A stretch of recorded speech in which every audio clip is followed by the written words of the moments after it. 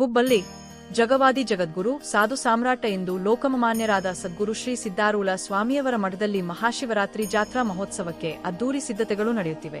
ಸರ್ವಧರ್ಮ ಸಮನ್ವಯದ ಪ್ರತೀಕವಾಗಿರುವ ಶ್ರೀ ಸಿದ್ದಾರೂಢ ಸ್ವಾಮಿಗಳು ಜಾತಿ ಮತ ಪಂಥಗಳ ಭೇದವಿಲ್ಲದೆ ಎಲ್ಲ ಭಕ್ತರಿಗೆ ಮುಕ್ತವಾಗಿರುವ ಕೈಲಾಸ ಮಂಟಪವನ್ನು ನಿರ್ಮಿಸಿ ಹುಬ್ಬಳ್ಳಿಯನ್ನು ಪುಣ್ಯಭೂಮಿಯಾಗಿ ರೂಪಿಸಿದ್ದರು. ಪಂಚಾಕ್ಷರಿ ಮಂತ್ರವನ್ನು ಬಹಿರಂಗವಾಗಿ ಬೋಧಿಸಿ ಭಕ್ತಿ ಮತ್ತು ಭಜನೆಗಳ ಮೂಲಕ ಮಾನವ ಕುಲಕ್ಕೆ ಜ್ಞಾನ ಮತ್ತು ಅರಿವಿನ ದಾರಿ ತೋರಿದ ಲೋಕೋದ್ಧಾರಕರಾಗಿದ್ದಾರೆ. ಈ ವರ್ಷದ ಶಿವರಾತ್ರಿ ಜಾತ್ರಾ ಮಹೋತ್ಸವವು ಫೆಬ್ರವರಿ 10ರಿಂದ 18ರವರೆಗೆ ನಡೆಯಲಿದ್ದು, ಫೆಬ್ರವರಿ 18ರಂದು ಸಂಜೆ 6 ಗಂಟೆಗೆ ಕರಿ ಪೂಜೆ ನೆರವೇರಿದ ಬಳಿಕ ಉತ್ಸವ ಸಮಾಪ್ತಿಯಾಗಲಿದೆ. ಫೆಬ್ರವರಿ 10ರಿಂದ 15ರವರೆಗೆ ಸಂಗೀತಗಾರರಿಂದ ಸಂಗೀತೋತ್ಸವ ಮತ್ತು ವಿವಿಧ ಸಾಂಸ್ಕೃತಿಕ ಕಾರ್ಯಕ್ರಮಗಳು ಜರುಗಲಿವೆ.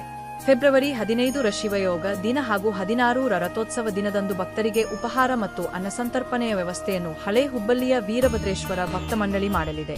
ದಾಸೋಹಕ್ಕೆ ಅಗತ್ಯವಾದ ಕಾಯಿ ಪಲ್ಯಗಳನ್ನು ಎಪಿಎಂಸಿ ವರ್ತಕರು ದೇಣಿಗೆಯಾಗಿ ನೀಡುತ್ತಿದ್ದಾರೆ.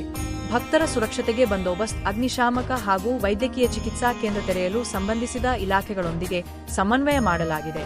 ಪಾರ್ಕಿಂಗ್ ವ್ಯವಸ್ಥೆಯನ್ನು ಅಂಬೇಡ್ಕರ್ ಗ್ರಫುನ್, ಹೆಗ್ಗೇರಿ ಹಾಗೂ ಯಾತ್ರಿ ನಿವಾಸದ ಕೆರೆಯ ಪಕ್ಕದಲ್ಲಿ ಕಲ್ಪಿಸಲಾಗಿದೆ. ಒಟ್ಟಾರೆ ಭಕ್ತಿ ಸಾಂಸ್ಕೃತಿಕ ಸಂಭ್ರಮದಿಂದ ಶ್ರೀ ಸಿದ್ದಾರೂಢ ಸ್ವಾಮಿಯವರ ಶಿವರಾತ್ರಿ ಜಾತ್ರೆ ಭಕ್ತರನ್ನು ಆಕರ್ಷಿಸಲು ಸಜ್ಜಾಗಿದೆ.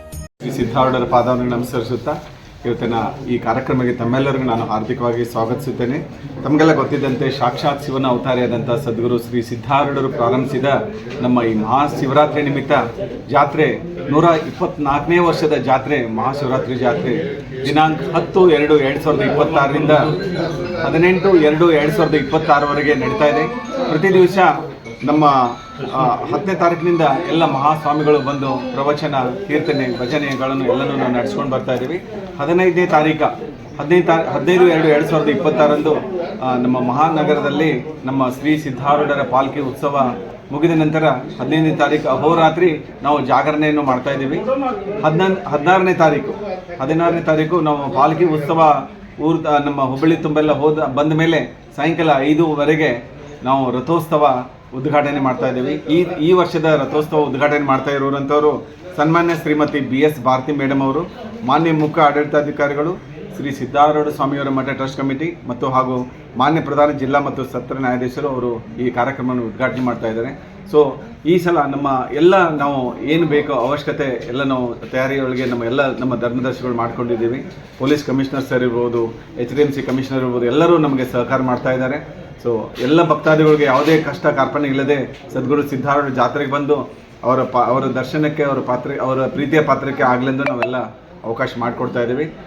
ತಾವು ಎಲ್ಲ ಭಕ್ತಾದಿಗಳು ಬಂದು ಈ ಕಾರ್ಯಕ್ರಮವನ್ನು ಯಶಸ್ವಿಯಾಗಿ ಗೊಳಿಸಬೇಕೆಂದು ತಮ್ಮೆಲ್ಲರ ಸವಿನಯ ಪ್ರಾರ್ಥನೆ ನಾನು ಮಾಡಿಕೊಡ್ತಾ ಇದ್ದೀನಿ. ಒಂದು 7 ಲಕ್ಷ ಜನ ಮೇಲೆ ನಮ್ಮಲ್ಲಿ ಜಾತ್ರೆಗೆ 7ರಿಂದ 8 ಲಕ್ಷ ಜನ ಬರುವಂಥ ನಿರೀಕ್ಷೆ ಇದೆ ನಮ್ಮಲ್ಲಿ. ಯಾಕಂದರೆ ನಾವು ಪ್ರತಿ ವರ್ಷ ಈಗ ನಾವು ನೋಡ್ತಾ ಇದ್ದೀವಲ್ಲ, ಪ್ರತಿದಿನ ಬರುವಂಥ ಜನ ನಮ್ಮ ಭಕ್ತಾದಿಗಳು ನೋಡಿದ್ರೆ ಈ ಸಲ ಜಾತ್ರೆಗೆ ಒಂದು 7ರಿಂದ 8 ಲಕ್ಷ ಜನ ಬರೋ ಇದೆ.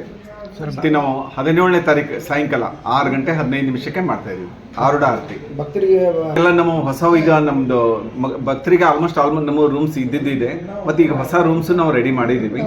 ಸೊ ಡಾರ್ಮೆಟ್ರೀಸ್ ಎಲ್ಲ ಭಾಳಷ್ಟು ರೆಡಿ ಮಾಡಿದ್ದೀವಿ. ಬಂದವರಿಗೆಲ್ಲ ನಾವು ಎಷ್ಟು ಸಾಧ್ಯತೆ ಅಷ್ಟು ಅವಕಾಶ ಮಾಡಿಕೊಡ್ತಾ ಇದ್ದೀವಿ. ಒಂದು ಮೂಲ ಸೌಕರ್ಯ ಬಾತ್ರೂಮ್ಸ್ ಇರ್ಬೋದು, ಟಾಯ್ಲೆಟ್ಸ್ ಇರ್ಬೋದು, ಅವು ಈಗ ಹೊಸ ಬಾತ್ರೂಮ್ ಟಾಯ್ಲೆಟ್ಸ್ ಮಾಡಿದ್ದೀವಿ. ಅವು ಎಲ್ಲ ಜಾತ್ರೆಗೆ ಪ್ರಾರಂಭ ಮಾಡ್ತಾ ಇದ್ದೀವಿ. ಸಂಗೀತ ಕಾರ್ಯಕ್ರಮಕ್ಕೆ ಮೋರ್ ದೆನ್ 300 ಅಪ್ಲಿಕೇಶನ್ಸ್ ಬಂದಿದೆ.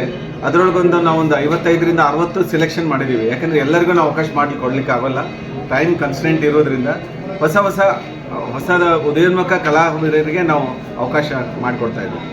75 CC ಕ್ಯಾಮ್ರಾ ಅಳವಡಿಸಿದ್ದೀವಿ ಮತ್ತು ನಾವು ಮಹಾದ್ವಾರದಿಂದ ಇಲ್ಲಿ ತನಕ ಸೌಂಡ್ ಸಿಸ್ಟಮ್ಸ್ ಎಲ್ಲ ನಾವು ಅಳವಡಿಸಿದ್ದೀವಿ.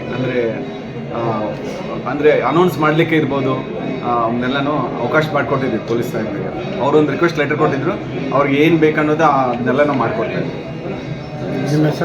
ನನ್ನ ಹೆಸರು ಚನ್ವೀರ್ ಮಂಗ್ರವಾಡಿ, ಚೇರ್ಮನ್ ಸದ್ಗುರು ಶ್ರೀ ಸಿದ್ದಾರೂಢ ಸ್ವಾಮೀಜಿ ಕಮಿಟಿ ಟ್ರಸ್ಟ್.